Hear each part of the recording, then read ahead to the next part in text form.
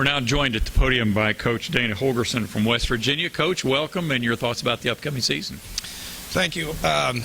Great to be here in Dallas, for the second year in the row here, heading into our second year into the Big 12. Probably the biggest difference going into this year as opposed to last year is everything that we dealt with last year is pretty much opposite this year.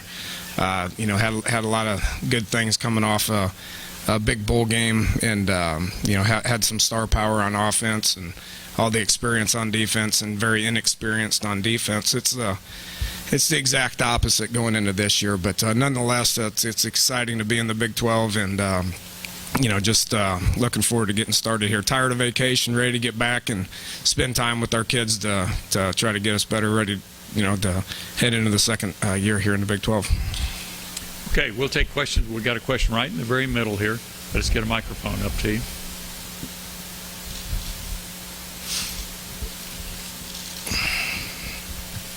Dana, Tim Griffin with the San Antonio Express News. I wonder if you could talk about the arrival of Charles Sims, what potentially he could mean to your offense, and just kind of how he materialized on your doorstep to be able to come in and play with your program. We're extremely fortunate to have his services for 1 year. He's a great kid. He's a tremendous football player. I was fortunate to be able to be involved in recruiting him when I was at Houston, and had him for the first year there in 2009, and that was probably his best year statistically. Was his first year. I know he's been nicked up a little bit here in the last couple of years, but I didn't promise him anything. He knows what I'm all about. He knows how I coach. He knows what our offense is about. So we need some playmakers on offense. After losing, I think 90% of our production last year, or whatever that crazy number is. He knew he'd be able to come in and fit in and get an opportunity to play in the Big 12. That was his motive. He loves the University of Houston. He was, he got his degree from there. He'll be a Cougar for life. But he wanted to be able to play in the Big 12 to be able to increase his draft stock, which will put him in position to be able to get that done. Got a question on the far outside right. Put your hand up, please. There we go. Coach Dan Harrelson, football.com. We keep hearing about these up-tempo offenses and then the rule changes that will only help these up-tempo offenses. With your coaching tree, you mentioned Houston and your time at Texas Tech with Coach Sumlin, Leach, and yourself. Do you think you guys have changed the game, and do you think you've changed it for the better? It depends on who you ask. There's some guys that are going to there's some guys that are upset about that, but I know we changed it. My time at Texas Tech was very fortunate to be a longtime friend of Mike Leach, and when he got the job at Texas Tech, I was fortunate to be able to come in with him in the very beginning, and we did a lot of good things there over the course of 8-9 years. And there wasn't a whole lot of teams in the Big 12 that were doing that style of offense at that point in time, to whereas now I think you look at it, and I think there's a lot of teams doing it for a reason. It's trickled down into the high school ranks for years and years, going back all the way when Coach Briles was at Stephenville High School, which was a couple of decades ago. But it changed it changed in high school. It's changing coast to coast. It's not just limited to the Big 12. I mean, you look all the way across the country. There's a lot of teams that are doing what we're doing offensively. Which is the spread or whatever you want to call it. I mean, it's catching on across the country. I don't think that's going to change anytime soon. As far as the injury thing goes, I don't have any evidence whatsoever that it's increasing the likelihood of guys being injured more. I don't see that. And then it has helped with parity in college football. There's a number of other things that have helped with parity in college football. The spread has probably caused a little bit of parity as well. Got a question on the front right here in the middle. David Ubben, ESPN.com. You sort of just alluded to it, but what is your attitude toward the guys like Nick Saban and Brett Bielema who do feel like the injuries are? I mean, do you feel like that has legitimacy? And also, Mike Gundy here yesterday said that the spread was, to paraphrase from him, basically the biggest influencer of parity in college football in the last decade or so. Would you agree with that? Yeah, I'd tell him to get over it because it's not going to change. I mean, there's things that that have. I mean, it's going into the NFL, for crying out loud. I mean, there's people being hired in the NFL that have, you know, the background in college football to be able to, you know, create a little bit more parity. So, you know, don't see it changing anytime soon. You know, and so you better learn to adapt to it. We got a question all the way in the back, right in front of the TV cameras. Ed Owens with the Dominion Post. Coach, you talked about Sims already, and you mentioned some of the deficiencies, I guess, on offense in terms of experience. One of the places you do have a lot of depth is at running back. Do you have to be a little more creative when you've got Sims and Bowie and Garrison and Dreamius to maybe get those guys in the game, get the ball in their hands? And are you planning on doing anything differently to maximize that potential? I wouldn't consider them deficiencies. We haven't took a snap yet, so who knows? We might be pretty good on offense. I think we got to wait and see.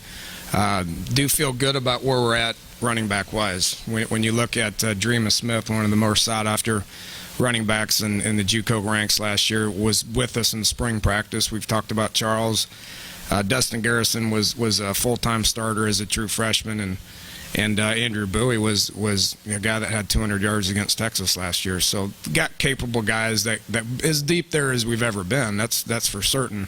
It's probably a little bit more, you know, important up front. If you want to establish the run game, you better have an O-line that's able to get that done. And I think we got some quality guys up front. Quentin Spain's here with us today. He's a great kid. He's a 2-year starter. He's massive, and if we can get a couple other guys to do what he is able to do, then I think our run game will be just fine. Got a question here on the left in the middle.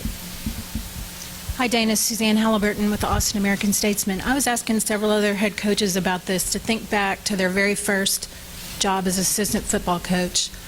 How much fun you have, how much fun it wasn't, what was your first paycheck, and what were your primary duties? I would imagine everybody's answer to that question is going to be the same, which is my first job, Valdosta State, you know, I had as much fun there for 2-3 years as I have as any other job that I've had. There's not a whole lot of pressure. You know, you do it, you're just excited to be able to be in the game. It's one of the greatest professions that's out there. So you're excited to be in the game. You're learning.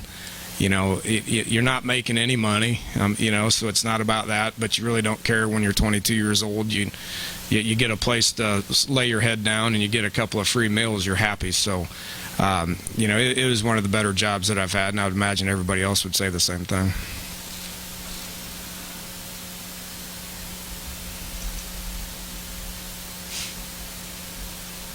Can't be this easy for Coach. Suzanne has got a follow-up.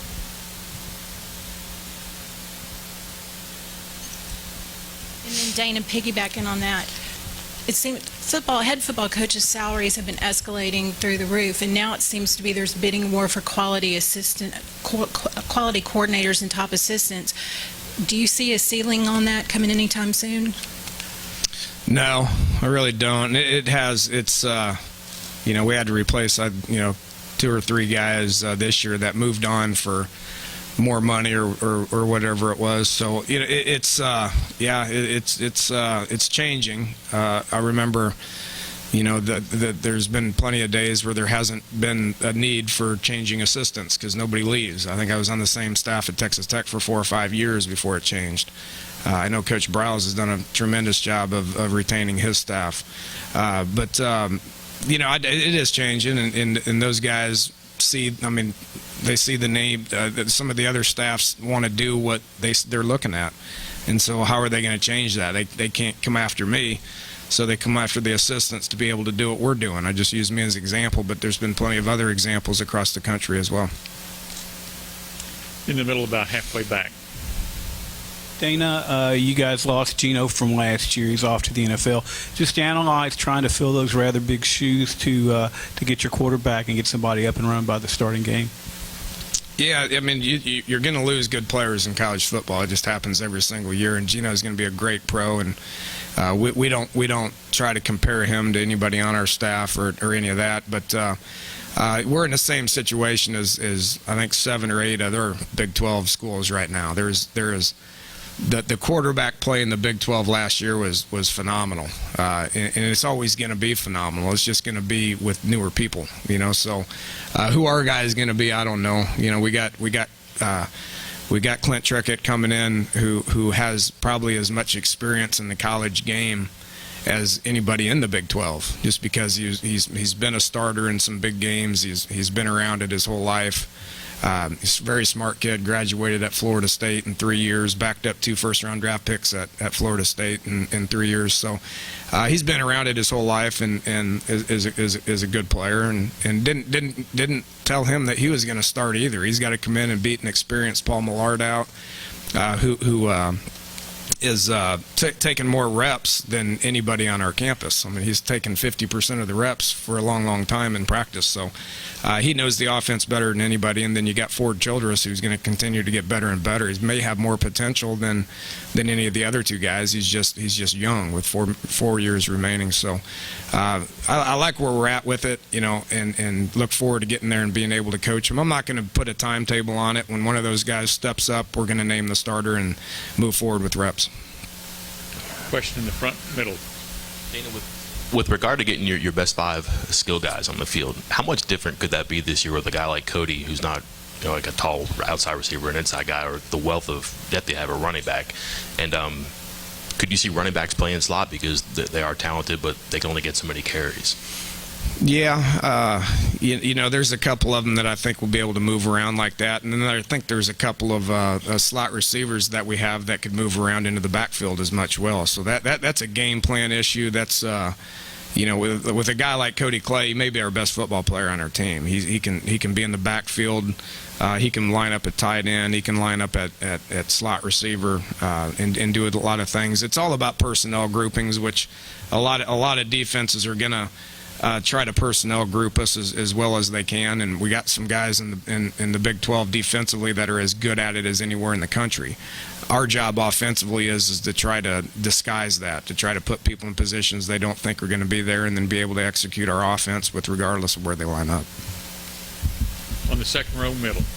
Dana, do you feel that with Stedman and Tavon gone, that other receivers will have to step up, and that'll make you guys maybe a little more deeper at the position?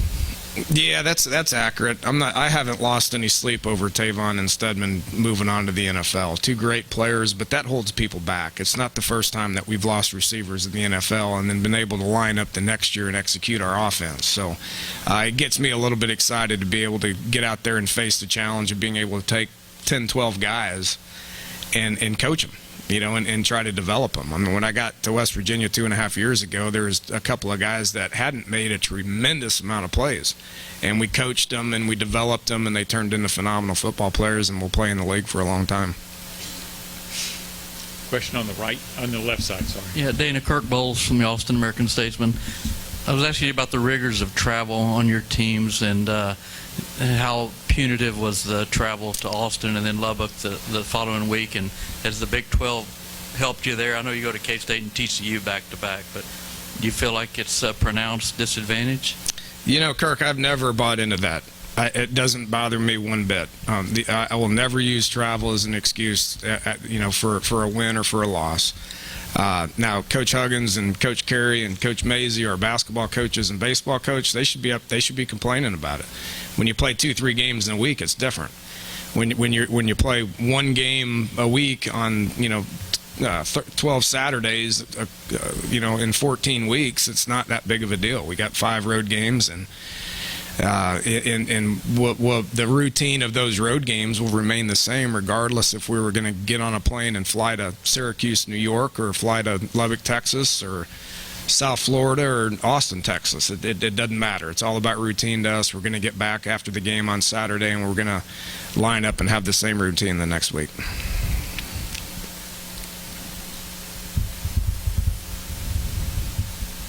Anybody got more questions for Coach? Got a question here on the front. Just a moment till we get a microphone to you. Coach, what does Keith Patterson bring to the table, play calling wise, that's different from Joe DeForest? Experience. He's been a defense coordinator for a long time. He's extremely familiar with what we want to do defensively. He's been doing that for quite some time. Really happy with the transition. Think he's taken it and ran with it. He, one advantage that he has is he was able to bring in a couple of his own guys that he was comfortable with that have experience in that defense. So really like our defensive staff right now. The communication has been the biggest probably improvement. But Keith's done that before. He's been a DC before. He's got a bunch of experience calling plays in this specific defense that we want to run, and I think the results will show.